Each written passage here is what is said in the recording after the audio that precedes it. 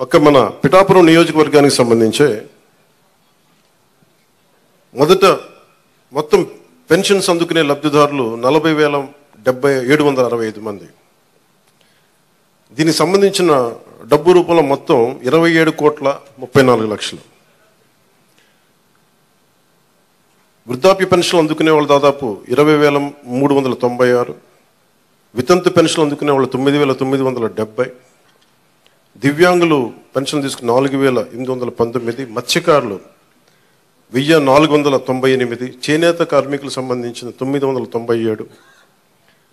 కల్లుగీత కార్మికులు 619. డప్పు కళాకారులు 230. ఇలా కాకుండా అలాగే ట్రాన్స్జెండర్స్ కానీ ఇందాక మీరు మాట్లాడుతూ ఉన్నారమ్మా, దీని గురించి మీరు ప్రత్యేకంగా మీకు మాట్లాడతాం మీ గురించి ప్లీజ్. కరెక్టే, ఇవన్నీ మీరు ఒక్కరోజు వినండి, మీరు ఆవేశపడకండి, కూర్చోండి, వినండి, దయచేసి వినాలి. మీరు జర్నలిస్టా, మీరు సంఘం నుంచి వచ్చారు? ఓకే, కూర్చోండి ప్లీజ్, కూర్చోండి. ముందు ఎక్కడో చోట ఒక అడుగు మొదలు పెట్టాం. తమరి పేరు? మీ పేరు సార్?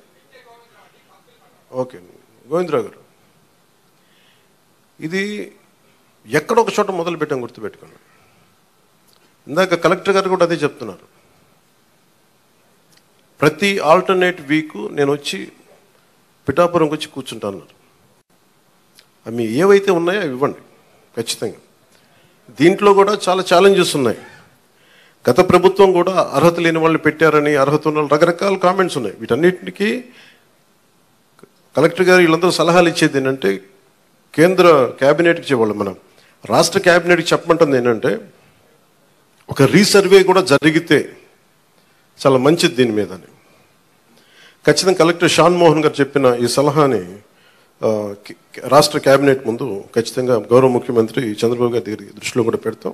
అది కేంద్ర క్యాబినెట్లో, రాష్ట్ర క్యాబినెట్లో మేము చర్చిస్తాం.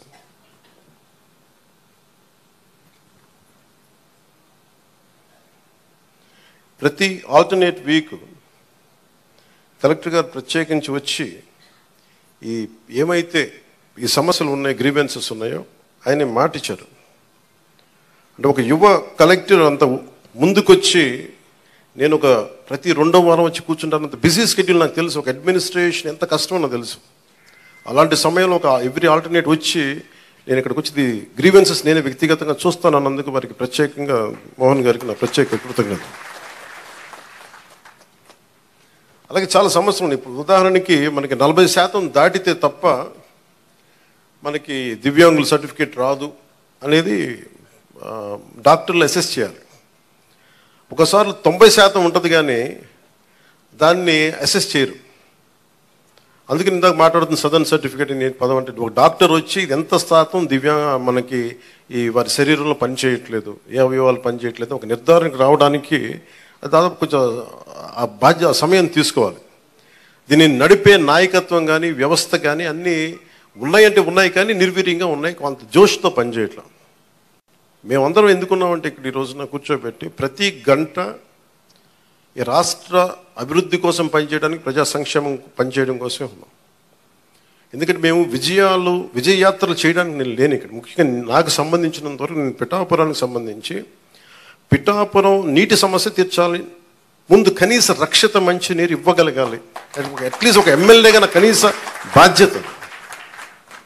ఉపాధి అవకాశాలు తీసుకురావాలి. అలాగే ఎన్ని పెన్షన్స్ ఉన్నాయో సరైన అర్హులందరూ, మిస్ అయిన అర్హులు ఎవరైతే ఉన్నారో వాళ్ళందరినీ ముందుకు తీసుకొచ్చి గుర్తించి వాళ్ళకి ఇచ్చేలాగా నా మొదటి ప్రయత్నం.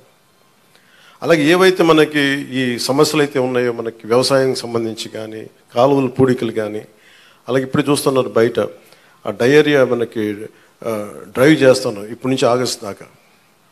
ఎందుకంటే చాలామంది శుభ్రంగా పారిశుద్ధ్యం పరిస్థితులు లేకపోవడం వల్ల.